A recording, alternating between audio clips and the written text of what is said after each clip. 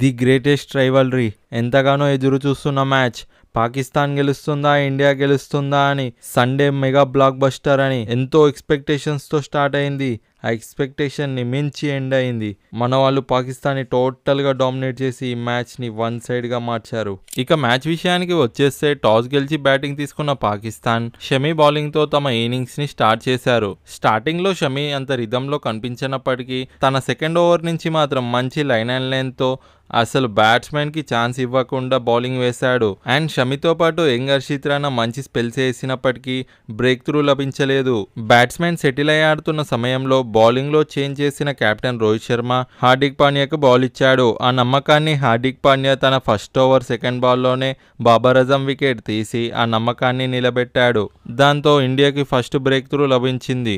ఆ నెక్స్ట్ ఓవర్లోనే కుల్దీప్ బౌలింగ్లో అనవసరమైన రన్కెళ్లిన ఇమామ్ హులక్ అక్షర్ పటేల్ డైరెక్ట్ త్రోతో రన్అట్ చేశాడు. Captain Rizwan and Saud Shakeel కలిసి 104 రన్స్ థర్డ్ వికెట్ కి చేశారు. వీళ్ళిద్దరు కలిసి దాదాపు 24 ఓవర్స్ ఆడారు. ఈ సెటిల్ అయిన ప్లేయర్స్ ని ఎవరు అవుట్ చేస్తారని అటు టీమ్ అండ్ ఇటు ఫ్యాన్స్ ఎదురు చూస్తున్న టైంలో అక్షర్ పటేల్ బౌలింగ్ లో పెద్ద షాట్ కి వెళ్లిన కెప్టెన్ రిజ్వాన్ క్లీన్ బౌల్ అయ్యాడు. అండ్ ఆ తర్వాత మంచిగా ఆడుతున్న సౌద్ షకీల్ హార్దిక్ పాండ్యా బౌలింగ్ లో అక్షర్ పటేల్ కి క్యాచ్ ఇచ్చి అవుట్ అయ్యాడు.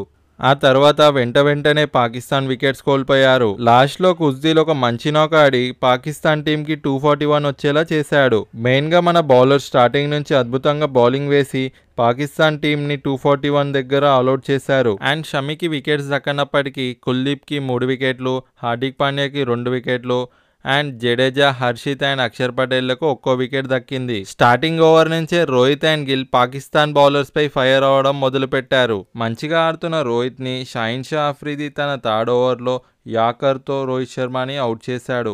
అండ్ ఆ తర్వాత సెకండ్ వికెట్ కి విరాట్ కోహ్లీ అండ్ శుభ్మన్ గిల్ మంచిగా ఆడుతూ 69 రన్స్ పార్ట్నర్షిప్ చేశారు. అబ్రార్ వేసిన షార్ప్ డెలివరీకి శుభ్మన్ గిల్ అవుట్ అయ్యాడు. దాంతో మ్యాచ్ లో ఏమైనా ట్విస్ట్ ఉంటుందా అని అందరూ అనుకున్నారు. కానీ థర్డ్ వికెట్ కి విరాట్ కోహ్లీ అండ్ శ్రేయస్ అయ్యర్ అద్భుతంగా ఆడి ఎటువంటి ప్రెషర్ లేకుండా మ్యాచ్ ని మన వైపు తిప్పేశారు. వీళ్ళిద్దరూ ఎటువంటి ఫాల్ షాట్ మరియు తొందరపాటు లేకుండా మ్యాచ్ విన్నింగ్ 114 రన్స్ పార్ట్నర్షిప్ ని చేశారు. చేజ్ మాస్టర్ అని ఎందుకంటారో అని మరొకసారి సెంచరీ చేసి మ్యాచ్ ని గెలిపించి పెట్టాడు కింగ్ కోహ్లీ. ఇలాంటి టైంలో మన ప్లేయర్స్ అందరూ ఫామ్ లోకి రావడం టీమిండియాకి ఒక మంచి సైన్ అనవచ్చు.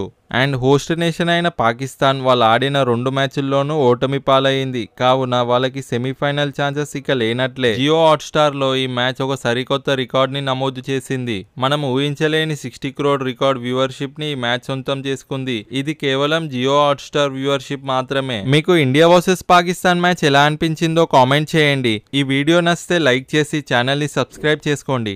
Thank you for watching.